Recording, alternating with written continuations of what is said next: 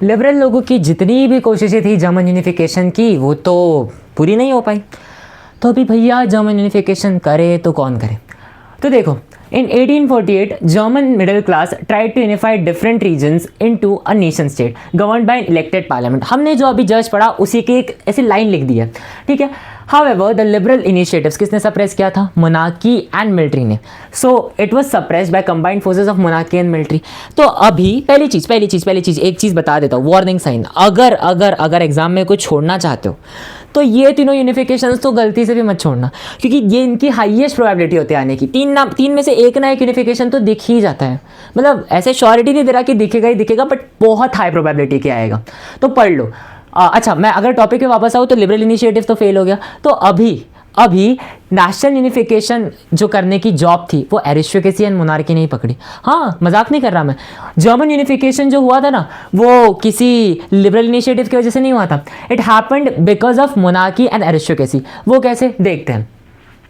So now national unification was led by Prussia under its chief minister Otto von Bismarck। दो किरदारों के नाम याद रखने हैं। एक है ऑटो वन बिस्मार्क जो जर्मन यूनिफिकेशन के प्रोसेस का आर्किटेक्ट था। जैसे एक आर्किटेक्ट एक बिल्डिंग का पूरा स्ट्रक्चर बनाता है, एंड एक बिल्डिंग अगर है तो वो उस आर्किटेक्ट की वजह से। सिमिलरली अगर जर्मन यूनिफिकेशन हुआ तो वो किसकी वजह से हुआ? ऑटो वन बिस्मार्क की वजह से हुआ। That's why he is also called the architect of the process of German unification. So he was the chief minister of Prussia, and auto von Bismarck ने ही जर्मन यूनिफिकेशन की process प्रक्रिया को किया। कैसे? With the help of Prussian army, वहाँ की army और bureaucrats, executives जो देश चलाते हैं। मैंने आपको पहले ही बताया एग्जीक्यूटिव्स ब्यूरोक्रेट्स का मतलब। तो प्रूशियन आर्मी और ब्यूरोक्रेट्स के मदद से ऑटो वन बिस्मार्क ने जर्मन यूनिफिकेशन की प्रोसेस को कंटिन्यू किया।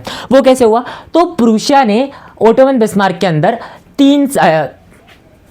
7 साल में 3 वॉर्स लड़े। 7 साल में 3 वॉर्स लड़े। मैंने यहाँ 7 साल लिखा नहीं है। सो 7 ईयर्स में 3 वॉर्स पड़े। किसके against? France, Austria and Denmark के अगेंस्ट। एंड इन तीनों युद्ध का फाइनली कंक्लूजन क्या निकला? It ended in Prussian victory. 7 साल की कठिन जंग के साथ, जो किसके साथ हुई थी? France, Austria and Denmark. याद कैसे रखे? FAD, FAD. ठीक है। तो फ्रांस, ऑस्ट्रिया, डेनमार्क के साथ जो 3 वॉर्स लड़ी थी उसका फाइनल कंक्लूजन निकलता है that it ended in Prussian victory, and उसके साथ जर्मन यूनिफिकेशन की प्रोसेस कंप्लीट होती है। तो अब इसके साथ 18 जनवरी 1871 की डेट याद रखना। इस डेट में there was an assembly in unheated hall of mirrors in Versailles. Versailles is a place in Paris, मतलब पेरिस के आसपास ही है। तो वहाँ पे there was an unheated hall of mirrors, मतलब हॉल ऑफ मिरर्स नाम की एक जगह थी।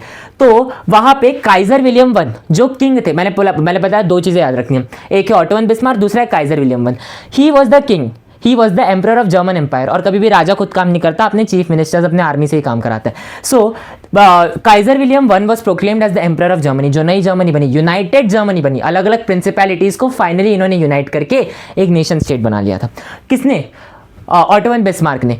और अभी अच्छा, काइजर विलियम वन की बात करूँ तो वो एक मोनार्की था, और ये जो चीफ मिनिस्टर्स है ये एरिस्टोक्रेसी से ही बिलोंग करते थे। तो इसीलिए अभी जर्मन यूनिफिकेशन लिबरल्स ने नहीं किया था। It happened because of aristocracy and monarchy. ठीक है। तो काइजर विलियम वन ने इन तीनों के अगेंस्ट युद्ध किया, मतलब उसने युद्ध नहीं किया, उसके अंडर युद्ध हुआ जो फाइनली प्रूशियन विक्ट्री में हुआ। एंड 18 जनवरी 1871 को काइजर विलियम वन को एम्परर डिक्लेयर कर दिया गया। अब ये एक ऐसा पॉइंट है जिसको बच्चे यूजुअली भूल जाते हैं, तो मैंने लिख दिया।